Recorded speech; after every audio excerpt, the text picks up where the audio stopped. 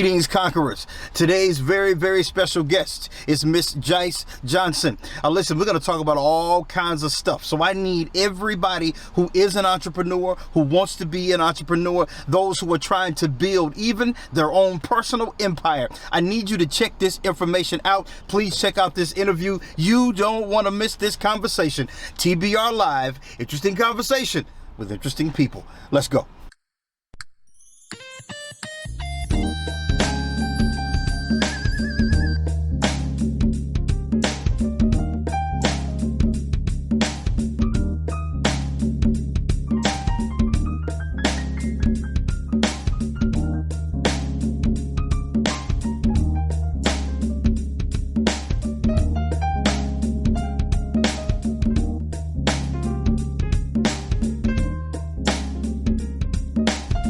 Ladies and gentlemen, welcome to the show. Our very, very special guest today is Miss Jice Johnson. We're going to talk about life and career and a bunch of other stuff, and we might even finally tell some jokes. Welcome to the show, Miss Johnson. Thank you for having me. I like jokes. Fantastic, fantastic. Okay, so first question: who is Jice Johnson? Oh, that's a loaded question. Listen, I've been bad at my 30-second elevator pitch for my whole life. So I like to classify myself as a mom first. I think that's like my top priority. But, you know, I'm a sister, I'm a daughter, I'm a community member, I'm an activist, I'm an investor, I'm an entrepreneur. And some of the more recent spaces, I'm a venture capitalist, I'm an economic developer, I am a work-life integration strategist. I am what I feel like I need to be to adapt to the space that I'm in or what's most important to me in my life at that time. Okay, very good. All right, so I've been this sounds stalkerish, but I've been checking you out from a distance. I like your work. And Thank you. The activism part of it is where I want to start. How did you decide you wanted to get into activism? Ooh, you know, so I don't know if it was like really a decision. I think it just kind of started kind of organically. The first time that I realized, well, actually, let me back up a little bit. I probably was involved in some way, shape, or form in activism, even when I joined the military way back in high school, but only because I didn't have a sense of where America sits in the world, right? So at the time of 9/11, I'm 17 years old. I am in high school. I'm in the junior ROTC program. Our country has been attacked. And I think that it is part of my civic duty to like stand up and join the military. So I do. And what I learned later on is that's a form of activism, right? When you believe in something or you think that something is wrong and you work to right it. But more formally, like my activism in the Black community really started after the death of Trayvon Martin, the murder of Trayvon Martin. I was so shocked, and I had been in a lot of mixed spaces. And what was most shocking to me was how many folks that I thought I knew that were wildly racist. And I don't even know if they knew they were racist, right? Because we had never had poor interactions. It's just when they saw this, you know, young Black kid get killed while he was walking, all of that kind of came out. And what was starting to happen where people were talking about certain experiences that I had that I never had names for. Like I had never called the racism that I've experienced in the military, or even when I was growing up in Oakland, when going to like some private schools, like I had never called those things microaggressions. Like I didn't have a name for that. There were things that I had experienced with like the birth of my first child, for example, and I didn't have a name. Like I didn't know that Black women experience higher mortality rates, right? So there's all these spaces of experiences, but there weren't names for them. But as I started to hear other people having these experiences, I immediately went to, well, then what do I do? And at that time, the first thing that I was doing was leading conversations in barbershops and beauty salons with a group called Shop Talk Live. And as local things were happening on the ground, I got involved. There was a woman who was brutalized at a beauty salon. We went and boycotted the beauty salon. There was Black Lives Matter marches. You know, we went down and marched. And then I started to find my footing in activism. And so, like marching and protesting, that's not necessarily my footing. What I learned is that the Black community is an underclass. We're that way because we're economically stifled. And so my activism is in that space of helping to bring about economic empowerment and equity for the Black community and help us to think about and create intergenerational wealth. Okay. Very good. Okay, so which drives you the most? The people or the cause? Aren't they one and the same? Yes. However, there are some people really driven, and sometimes the cause can overshadow the people themselves, especially when resources begin to show up, especially when resources and money and buildings and a lot of things start to show up. So sometimes the people, unfortunately, kind of get lost in the shuffle. That's why I asked the question that way. So that's interesting. I would say, if understanding what I think you're saying, I would say that my dedication is more to the cause and to the individual person. Okay. But why that is because I think that individuals tend to frame themselves and their narrative and what's happening to them as the top priority, right? They are feeling this thing. And oftentimes we're not looking at what the bigger picture is. Like, I talk to people regularly who think that some of the ideas that I have are not the right ideas. Now, they're entitled to that opinion. I'm not offended by that.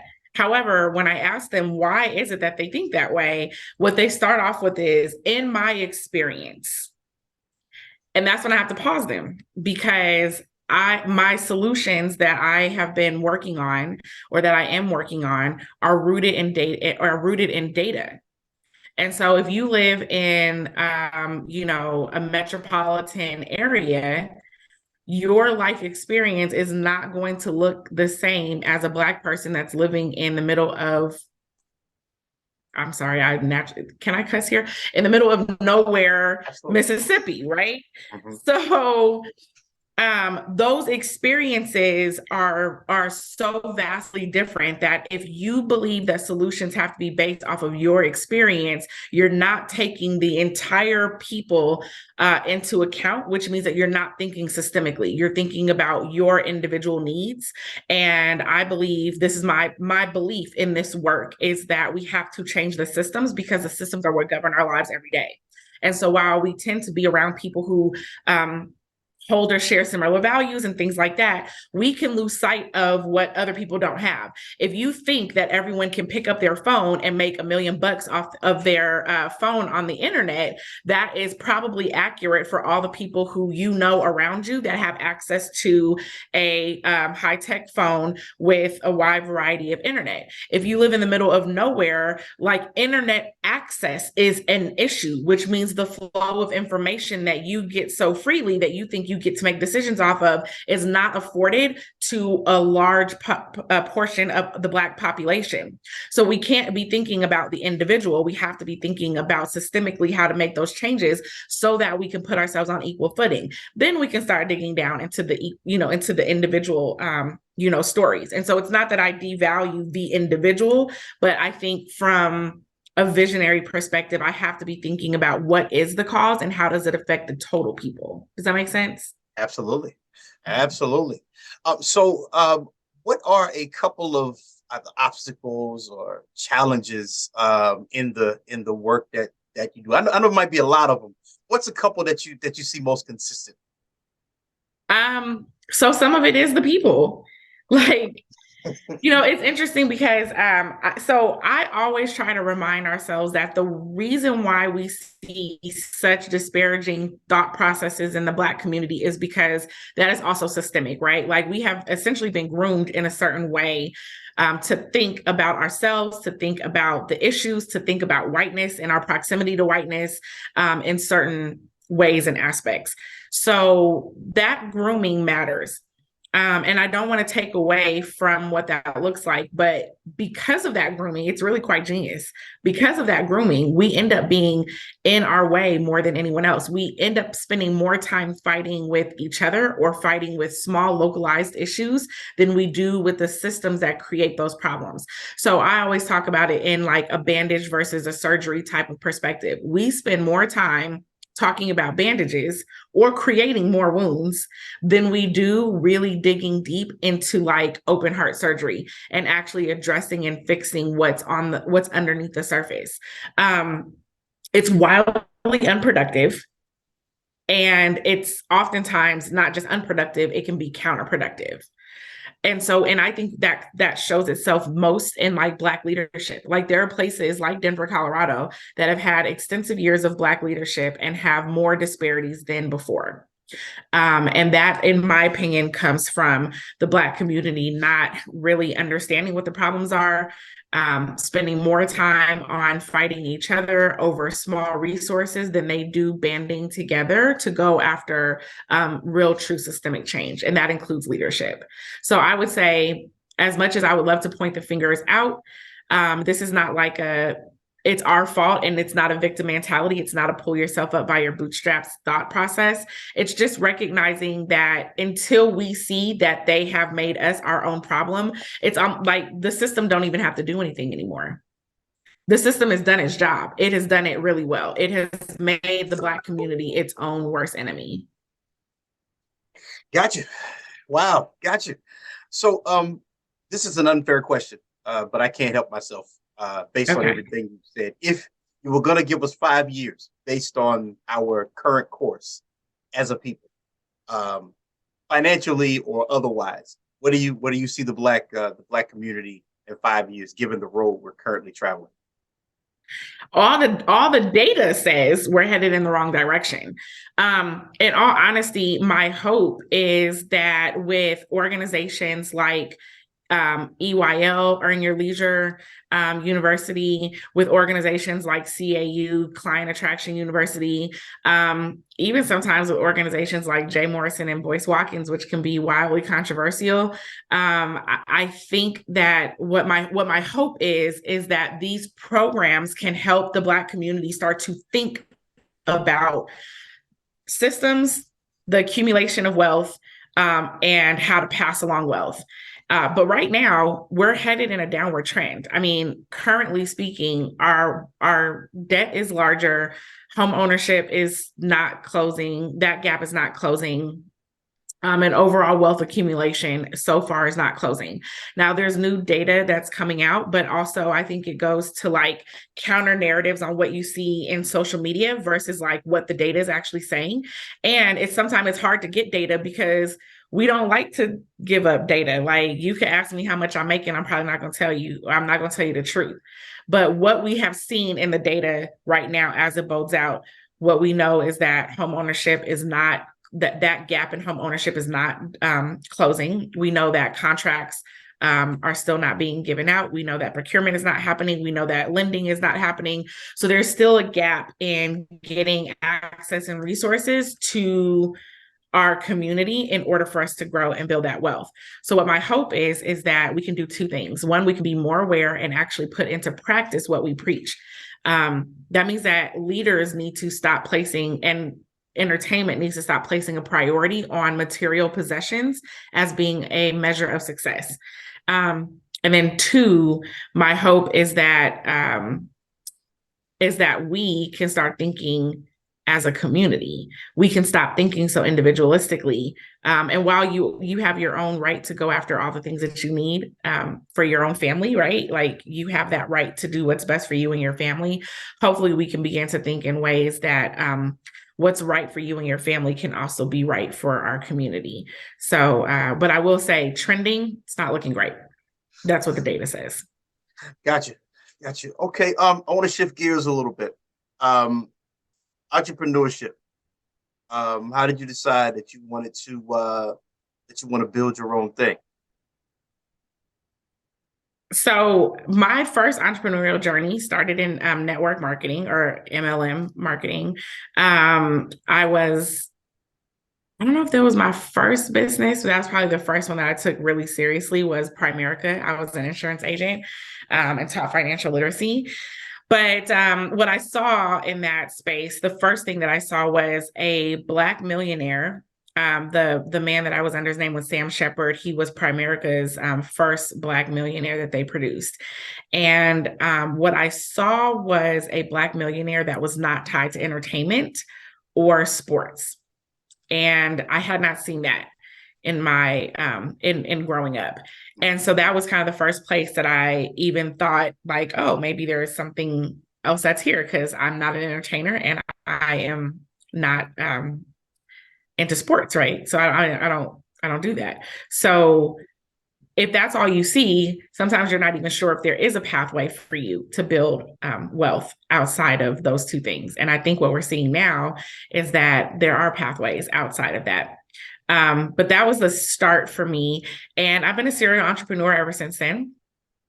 I've started and stopped a lot of businesses, and I have multiple businesses now. So, in addition to the Black Business Initiative, I just launched my consulting company. I have my real estate firm. I actually have two real estate companies. And so, and I've started and stopped a bunch of things. And so, my entrepreneurial journey is probably still just getting started. I feel like I have a long way to go. I have other business ventures that I have kind of pinned on my vision board. So there'll be some other things that'll come out in time, but yeah. Okay. Another unfair question. Of all of your businesses, which is essentially children, do you have a favorite?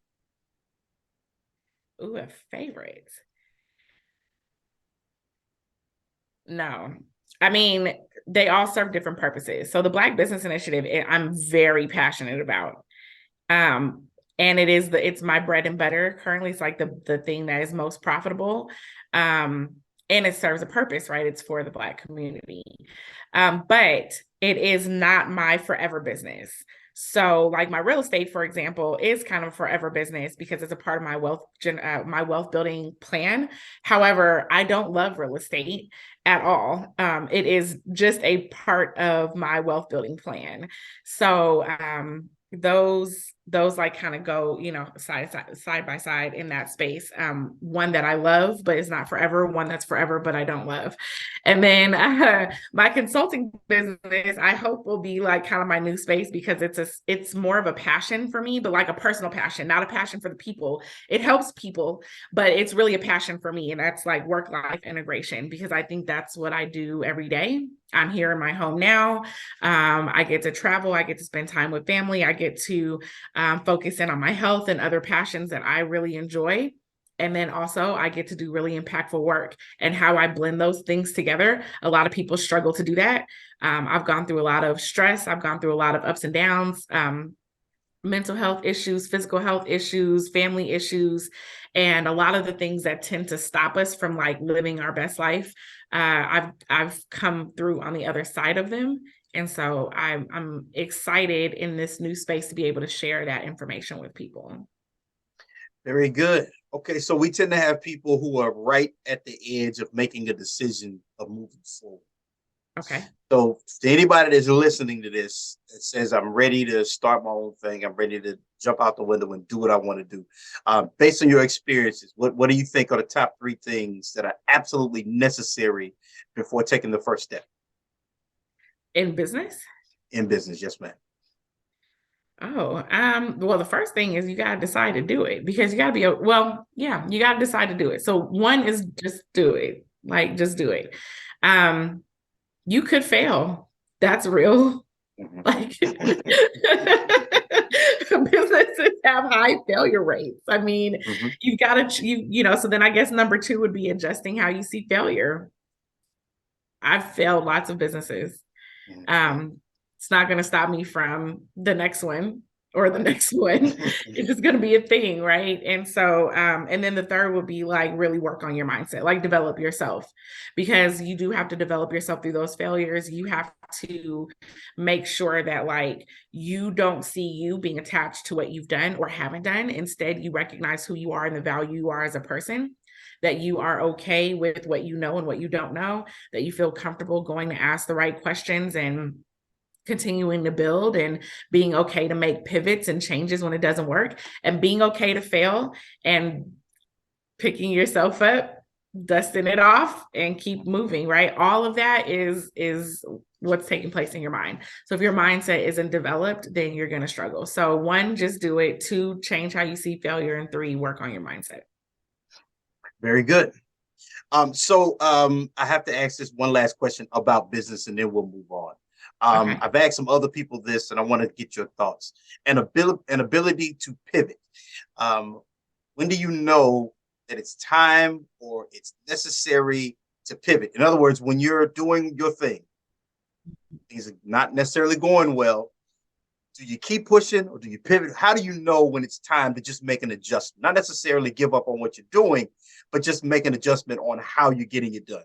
How do you decide that? So I think you have to make a decision by, well, first you have to define your outcome, right? What is it that you're trying to do? If that's not clear, you won't know if what you're doing is working or not working because you haven't defined what working looks like. So you have to make a clear, definitive statement, like this is what I'm doing. Be clear on that.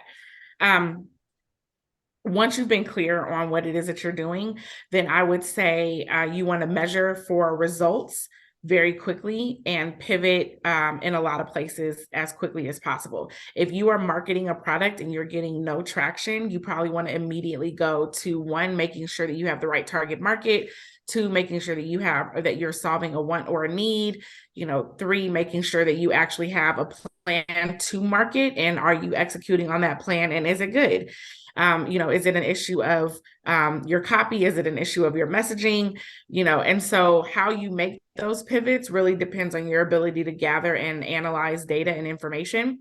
If you think you have the right target market and the right product, run a test. Get a focus group of the people who you think you're targeting and ask them to try your product and see what they think about it. And actually go off of what they said, right? Like if they don't like it, maybe scrap the product, maybe make adjustments, find out what they do like. If they do like it, find out where are they getting their information from? How are they, finding products like this? What types of words would they be searching for? I mean, you have to be very active in the space of problem solving to figure out where to plug up the leak of something to see if it really isn't working. So I would say that in terms of like practical when to pivot, the first thing is to make sure that you have actually done the work to determine what is wrong.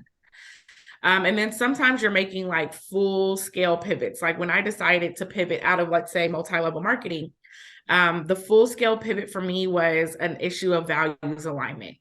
But again, it all starts with clarity. So when I really sat down and lined up like value for value, what I was doing, it really wasn't in alignment with what I wanted to be doing. I wasn't passionate about it. I was doing it because I was getting a check pushed in front of my face. Here's an opportunity for you to make a lot of money. Money, money, money. Great. I'm not necessarily money driven. So for me, after I realized that that wasn't a place of value for me, I had to ask myself what was valuable, and doing something that I was more passionate, more creative, was more in alignment with myself. So then I can make that pivot. So I think, getting really clear about what your goals are, but then also making sure that you're asking yourself, are you putting forth maximum effort? Because if the answer is no, then you're not ready to pivot. Like you can't lack grit and then also decide that you need to pivot. And that's a pillow talk question. Am I actually putting in my best work? So when I decided to pivot out of multi-level marketing, I had made it all the way up to the second to top level. So I knew I was putting in the work. It just wasn't fulfilling for me, right? So I think getting really clear and also being honest about your amount of grit. Okay. All right. I want to shift gears one more time. This is the last thing, and I promise we're gonna be done. But I can't help myself. I'm a bit of an instigator. Okay. So if you get the phone call tomorrow and you're the president of the United States, you get the job. I rescind. I take that offer back. You guys have the wrong number. Humor me for a moment. Okay. What would be the top three things that you would attack immediately once you took office? That's a good question. So this is going to be off the top of my head because I really don't know, right? But first would probably be some form of mass release of Black people out of the prison system. We just need to get out of there. So yeah, so I would be thinking about some level of like prison or justice reform, or just some sort of, I don't really like the word reform, but I don't know how else to put it in like legal terms. I mean, I don't think that I would fully abolish the justice system in total, right? I think justice is needed. Like there are bad people that exist. And what you do with those bad people, I'm not sure. I haven't ever done research in that space. But what I do know is that the justice system as it stands is not justice, and certainly not justice for us. So I would definitely be looking at how to immediately rectify some of that. And then I would have to be thinking about access to capital and resources inside of our community, and maybe infrastructure. And by infrastructure, meaning some of the things that I talked about earlier. Like there's a significant amount of Black folks that just don't have access to things that are inside of our infrastructure. They don't have access to fresh water, right? Like we could look at there was Flint, of course, which made national news, but there's a lot of Flints all around the country. There's a lot of places that Black people live that don't have access to clean water sources. And there's a lot of communities that don't have access to internet, right? Cell towers haven't really extended coverage in those areas, or they don't have what it takes to be able to access internet sustainably. So like I would think about some sort of level of infrastructure, like what is hitting us the hardest, and where those areas maybe make the most impact from an economic perspective. So I think that's what I would do. Okay. Aside from not taking the job. Okay. I would totally be, y'all would have to find me. Okay. I could do this all day, but I promise I wouldn't keep you long. So last question, and then I want to see if you got anything that you want to promote. Reparations.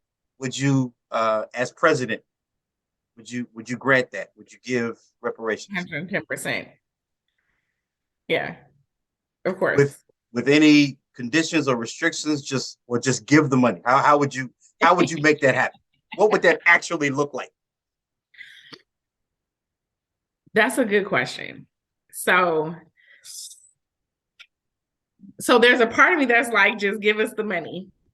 Mm-hmm. There's a smarter part of me that says that reparations would be best pushed out in a series of reforms.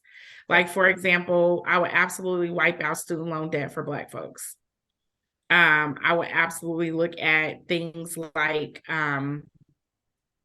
tax reforms, or wiping out certain certain taxes that we shouldn't be paying. I would absolutely look at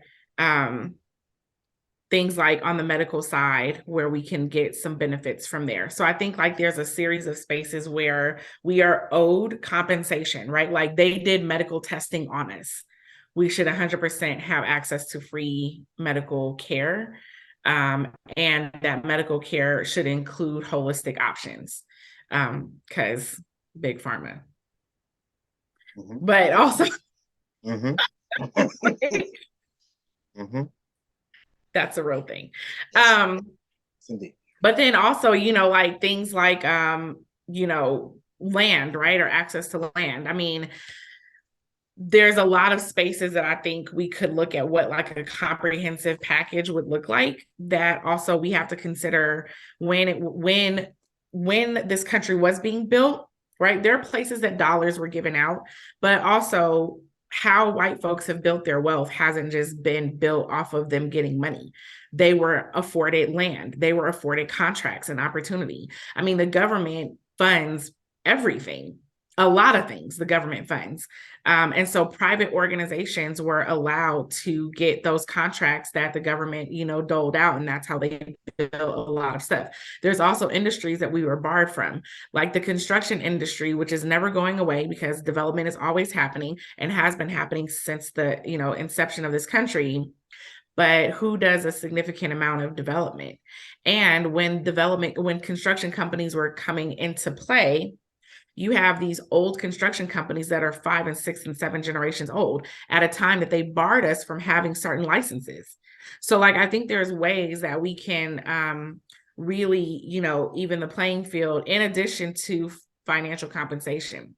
Now, if I had some places that I think we should be considerate of is where white people control Black people's money.